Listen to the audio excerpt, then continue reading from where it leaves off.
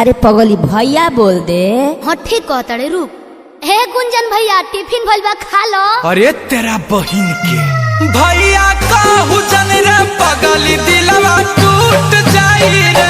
भैया कहू जन रे पगली दिलवा टूट जाई रे।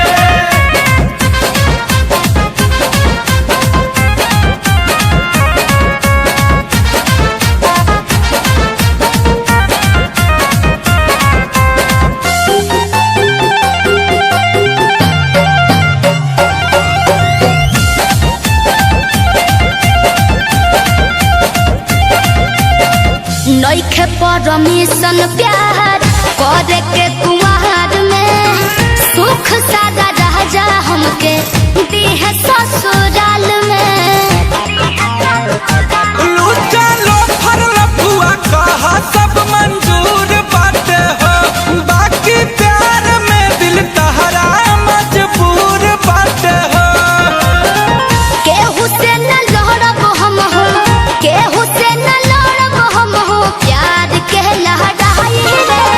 हेलो भैया, प्लीज पीछा छोड़ दीजिए ना। अरे भैया मत बोल।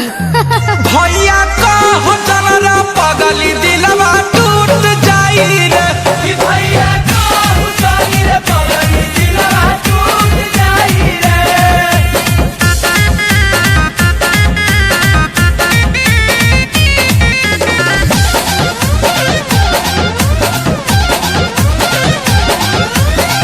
पापा के पगड़िया नीचे गिर नहीं दे मोह, छेड़ छाड़ करब तो मुँह नोचले मोह।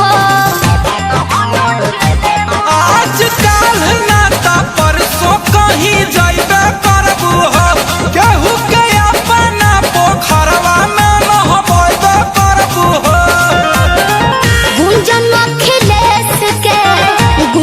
अखिलेश के कैसे लाइन से हटाई रे। हे ब्रो, मान जाओ ना। लोभर कहे में लाज लगता। बहुत ज्यादा। भैया कहू जन रे पगली दिलवा टूट जाई रे। भैया कहू जन रे पगली दिलवा टूट जाई रे। अब टूटो भाजूटो, हम तो चल नहीं।